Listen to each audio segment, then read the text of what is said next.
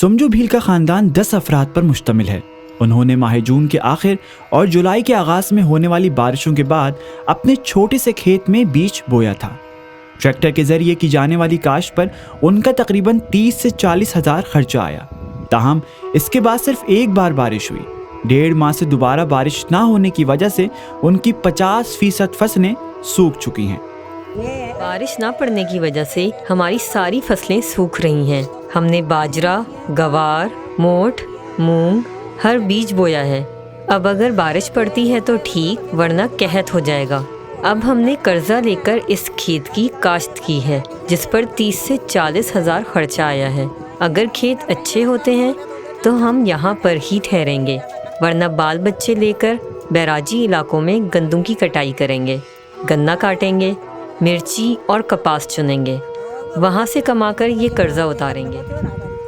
صحرائے تھر 22,000 مربع کلومیٹر پر مشتمل ہے، جس کا تقریباً 20% رقبہ قابل کاشت ہے۔ یہاں موجود 16 لاکھ کی آبادی گزر بسر کے لیے بالواسطہ یا بلا واسطہ بارشوں پر ہی انحصار کرتی ہے۔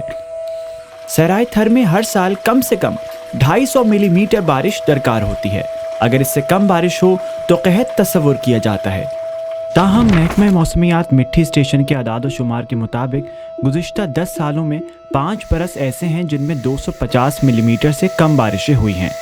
رواں برس ضلع تھرپارکر میں اوسطاً 108 ملی میٹر بارش ہوئی ہے، جس میں چھاچرو تحصیل میں 167 ملی میٹر، ڈیپلو میں 160 ملی میٹر، اسلام کوٹ میں 120 ملی میٹر، نگر پارکر میں 129 ملی میٹر، مٹھی میں 96 ملی میٹر، کلوئی میں 47 اور ڈھالی میں 37 ملی میٹر بارش ریکارڈ کی گئی۔ سمجھو بھیل اکیلے نہیں ہیں، ایسے کئی خاندان ہیں جن کی آنکھیں اب آسمان کی جانب لگی ہوئی ہیں۔ تاہم بعض کاشتکاروں کا یہ بھی کہنا ہے کہ اگست کا پورا مہینہ بارش نہ پڑنے کی وجہ سے فصلیں سوکھ چکی ہیں، اس لیے پیداوار کی کوئی خاص امید نہیں رکھی جا سکتی۔ اب جبکہ ان کی یہ امید ختم ہوتی نظر آ رہی ہے، ایسی صورتحال میں یہ لوگ ایک بار پھر اپنا مال مویشی لے کر روزگار کی تلاش میں بیراجی علاقوں کا رخ کریں گے۔ واضح رہے کہ صحرائے تھر میں قحط جیسی صورتحال میں سالانہ 25 سے 35% آبادی بیراجی علاقوں کی جانب نقل مکانی کرتی ہے۔ موسمیاتی تبدیلی کی بدولت قحط سالی میں اضافہ ہونے کے باعث یہ رجحان دن بدن بڑھتا جا رہا ہے۔ یہ دوسرا برس ہے جبکہ صحرائے تھر کے ان کاشتکاروں کو بھاری نقصان برداشت کرنا پڑا ہے۔ گزشتہ سال ان کی فصلیں ٹڈی دل کے حملوں کی وجہ سے تباہ ہو گئی تھیں۔